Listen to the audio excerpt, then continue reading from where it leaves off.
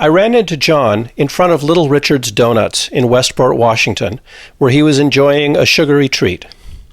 In this chat, John describes his conviction about human nature, which he claims is based on observations of his kids and his own inclinations.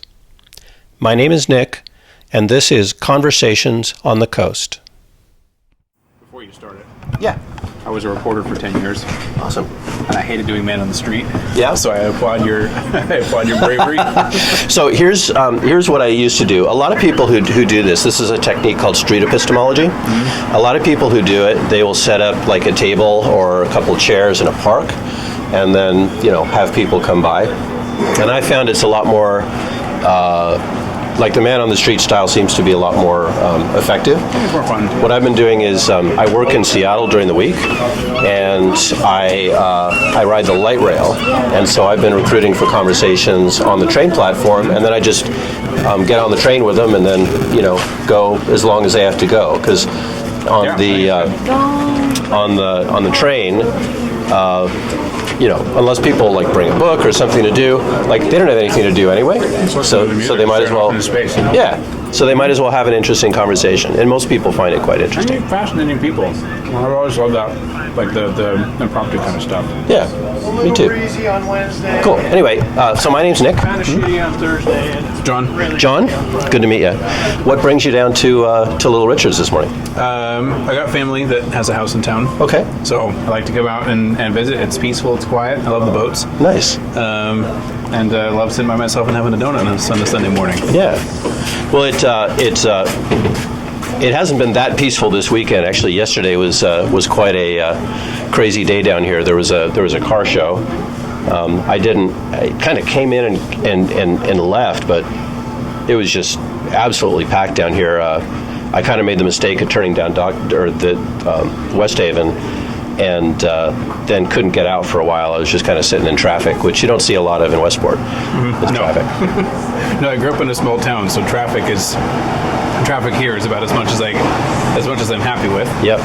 But working. I've also worked in the Seattle area, so This is a nice break. Cool. Yeah, we moved here full time a couple of years ago.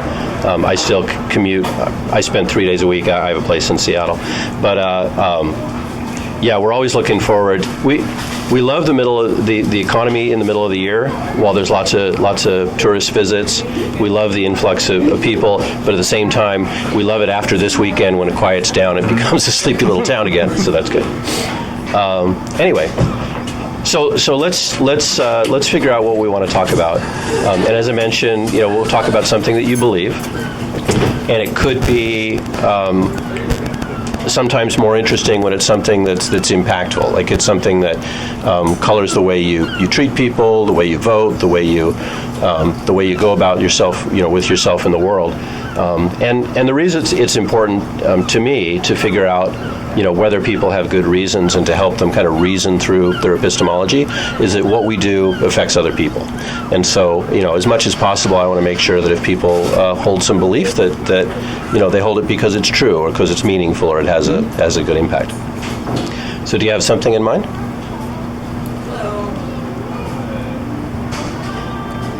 The thing that immediately comes to mind is that as much as I want to have faith,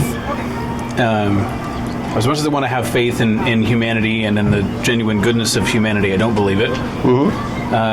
Because I think that people will always have a bent toward evil at some level. Interesting. Okay. Not that people are evil, but people tend to choose evil when left to their own devices. Okay. Interesting. So what would you say is the main reason that you believe that that's true? Watch kids. Okay. Just for a couple minutes, especially between siblings. And little kids, it doesn't take them very long before one grabs the toy that the other one had, mm-hmm. and then they start hitting each other.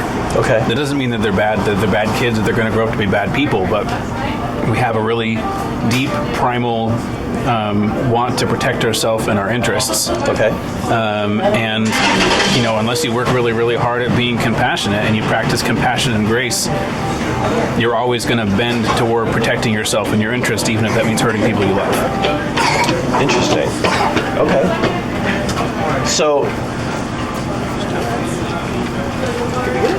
Do you believe that what kids do is representative of what people do as a whole? Yes, because I think that kids lack self-control. So the things that go on in the minds of adults are acted out by the children, but it doesn't mean that those thoughts stop happening. I think that even as you get older, those thoughts and those, wanting to protect your self-interest are still there. Maybe your priorities change and your ability to control yourself changes, but the instinct to be me first is still underneath, regardless of how old you get. Okay. If you were to take that belief and rank it on a scale of from 0, meaning no confidence in that belief at all, to 100 being you're completely sure, where would you say you are on that spectrum? 100%. 100%? 100%, because I think unless you practice being good at making good choices, you will always drift into making bad choices. To be gracious, you have to practice gratitude. To be patient, you have to practice patience. To be kind, you have to practice kindness. And if you don't practice those things, it's really easy to drift into the self-preservation end of things. I see it in kids, I see it in adults, I see it in myself. Yeah. And I think in many ways it's that I see it in myself that unless I practice those things, and I practice those positive things, I drift into self-preservation. So, not only do I see it in the world around me, but if I look into my own heart, I can see it in myself as well. So, if you were to kind of think about a pie chart, where one slice of the pie chart is you being aware of your own inclinations, and the other part of the pie chart is observing kids. How would that? What are the proportions there in terms of what supports your belief? I think that the suspicion of that belief comes from the kids, and the confirmation of that belief comes from my own heart. Okay. So I can really break it up into a pie chart, but it's that I observe those kinds of actions and that kind of human bent in others, but I know that it's true because I do it too. Okay. Are there ever any times when kids will, when you notice good behaviors in kids, empathetic behaviors in kids? Yeah, certainly. I see that in my own kids. I see them care for each other and protect each other. But I don't think that comes from them naturally. I think that it's something that they learn through watching the behavior of their parents and caregivers and other siblings around them. And that, by modeling that good behavior that I practice, and that other people in their lives practice, they start to emulate those things. But it doesn't necessarily come from them. Maybe they have a heart that's a little softer and more caring than others, but so much of that is nurtured. Not that it's all nurtured, but so much of that is nurtured that I don't necessarily think that it comes from their human condition. Why do you believe that the formation of good behaviors and the formation of bad behaviors happen in such different ways?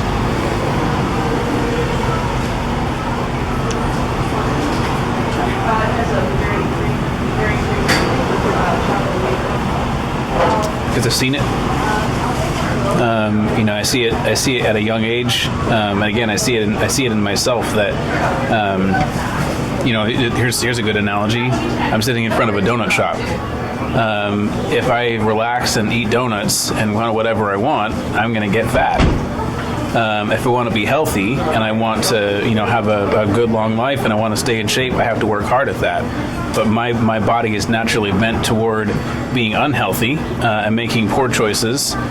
And if I don't put effort into that, I'm going to slide backwards. And I think human behavior is a lot of the same way, and that if you don't put effort into making good choices and into being moral and into having standards, you're always going to choose the lowest common denominator, and the lowest common denominator is almost always selfish.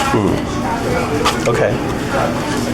Going back to, we were talking about the pie chart, and it seems like your self-reflection on your impulses is a large part of that. So why is knowing that you tend towards, or noticing that you tend towards bad choices.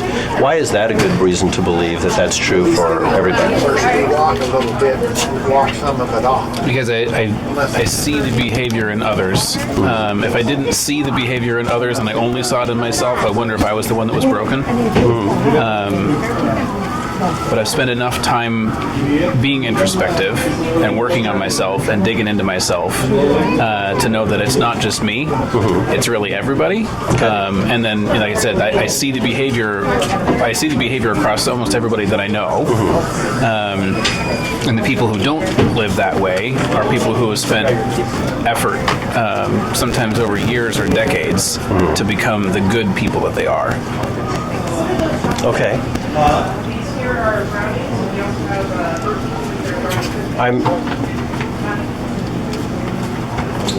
I'm still struggling with the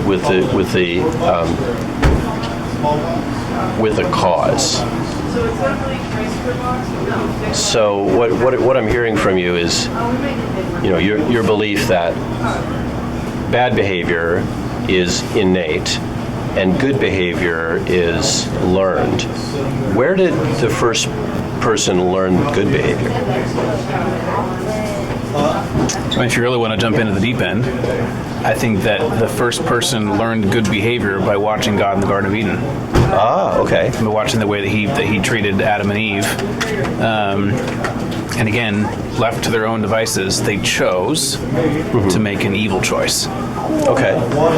So that's interesting. So now, thinking back to your pie chart, observing your own heart, observing children, is there a component in there also that comes from your religious belief? I would agree, but again, I think it's similar to my self-reflection, in that I see the behavior in the world, and my beliefs confirm it, and my introspection confirms it, and not the other way around. Okay. Is it possible that if you hold a belief, that it's easy to see that belief reflected in the world? Yeah, confirmation bias, I think, is a big thing, and I can certainly see how it would be easy to bend the way you view reality around what you believe. I spent enough time hoping that people are inherently good, and being shot down too many times. Yeah.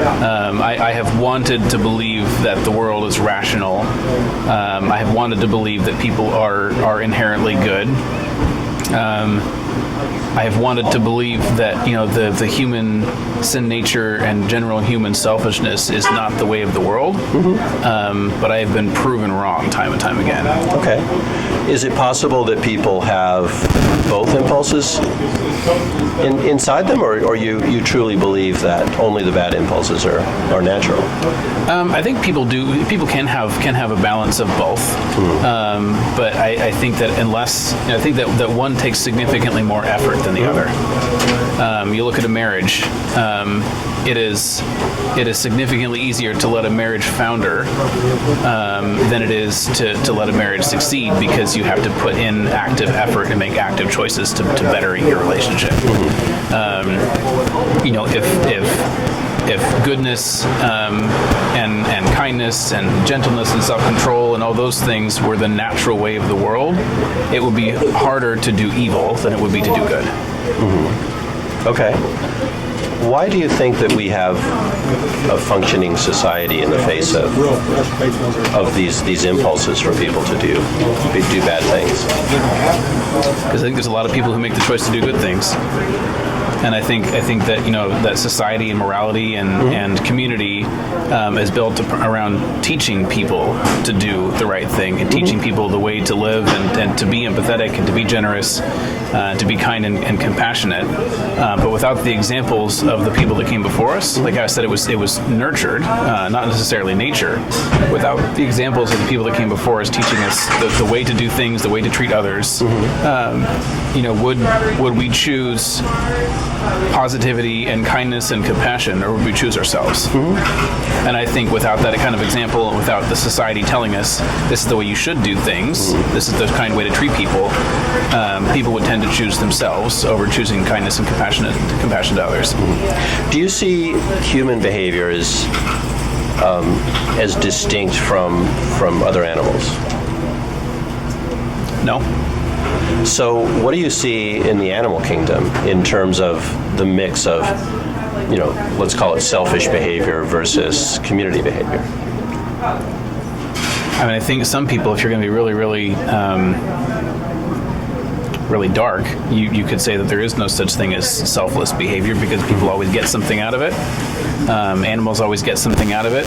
The male lion protecting his harem is not a selfless act. Protecting the pride is not a selfless act because he's protecting his own self-interest. And the same thing with the lioness protecting her cubs and going out and hunting. Yes, there's an element of it that benefits the community, but it benefits her too. I think that there's a big piece of that in the animal kingdom too. That much of it comes down to self-interest, and then also the communal aspect of it. They learn by instinct and by following in the footsteps or paw steps of their forebears. That's a really interesting observation. So, if I understand what you're saying that helping others and forming community is also acting in your self-interest. I think it can be, yeah. So, if helping others can be in my self-interest and hurting others can be in my self-interest,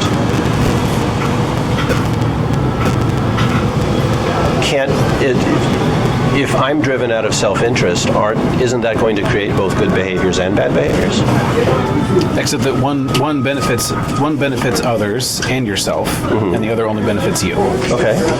So what would be my motivation? What do you believe is the motivation to help only you and not to help yourself and others? Thank you. I think in order to make decisions that help you and help others, there has to be an element of selflessness to it. And I think what I'm getting at is that I think that people have the capacity to do both at the same time, but unless they make the active decision to make the choice that has both, they'll make the decision over a long period of time that benefits themselves. Okay, but the act of making a decision to help only themselves is not an active decision?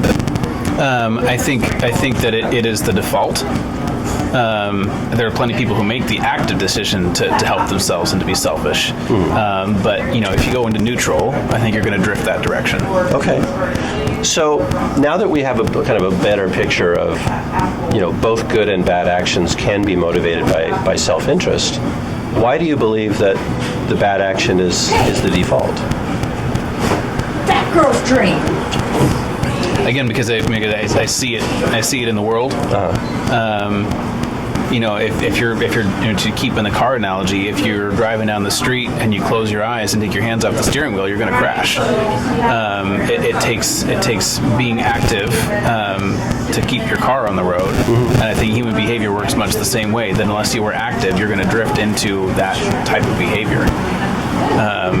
You've got to be cognizant, and you got to be active, and you got to be making positive decisions and working on positive behaviors, or it's really, really easy to drift off the road. Okay. I'm thinking about that analogy. Why do you think the car analogy is a good analogy for human behavior?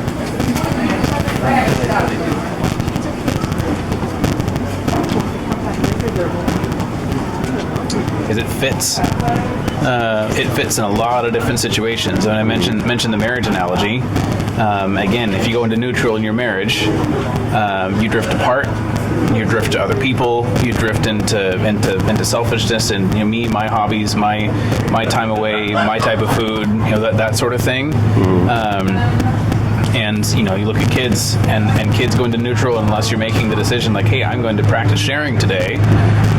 You're going to go take the toy from your brother or your sister. So that particular analogy seems to line up with a lot of behavior in the world. Okay. Have you ever seen cases where, for example, kids will take care of each other? Will exhibit that community behavior? Mm-hmm. Yeah.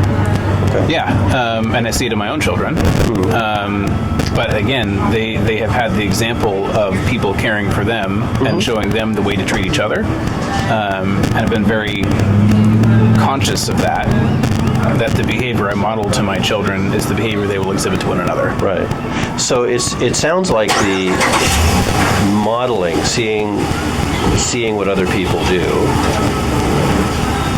like if that's an unbroken chain through human society, isn't that part of our natural? Yes, but kind of what I'm getting at is that by going into neutral, you break the chain. That unless you're being active in making those sorts of decisions and you're practicing that type of behavior, then the chain is broken, and you lose, at least for a moment, you lose the value of the cultural support.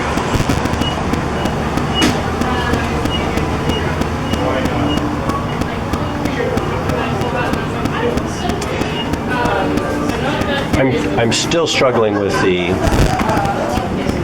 you have these two different types of behaviors. We see them both from people. People see them modeled, and so they follow them. And yet you believe that that one side is natural and a default, and the other one isn't. Can you tell me more about why you think that is? Does this go back to the religious belief, or is this? You mentioned first man kind of starting that pattern. Is that where it all began? I mean, I think that I look into myself, and just to use an example between me and my own kids. If I go into that neutral default mode, and one of my kids does something that I find disrespectful, or they take something from me, or they break something, or they smash something, unless I make the active choice to say, hey, I'm going to be compassionate, maybe I'm sharp the first time.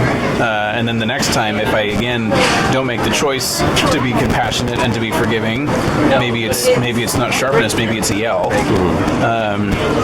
So I see that bent not only in myself, but I see it in pretty much everybody around me, that unless you make the choice, especially the choice over time, you're going to fall into that rut. Okay. So I see the behavior, not just because I believe that, but again, I think the belief more confirms the behavior instead of the other way around. Okay. If you do that behavior, if you snap at your kids, how does that make you feel when that happens? I think it depends on what you've practiced in your heart.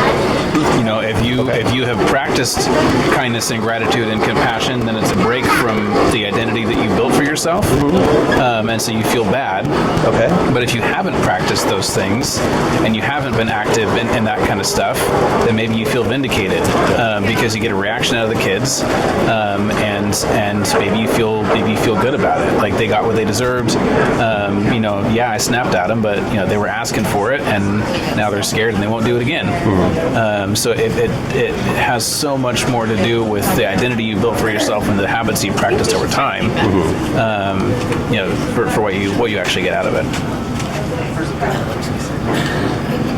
Okay. All of it smells good. Yeah, I think that's probably about as far as I can take it. It's an interesting point of view. Thank you for sharing it. Yeah, absolutely. Not the conversation I expected to happen outside of a donut shop on a Sunday morning, but it keeps my brain moving, so I appreciate it. That's good. All right. Thank you. Absolutely.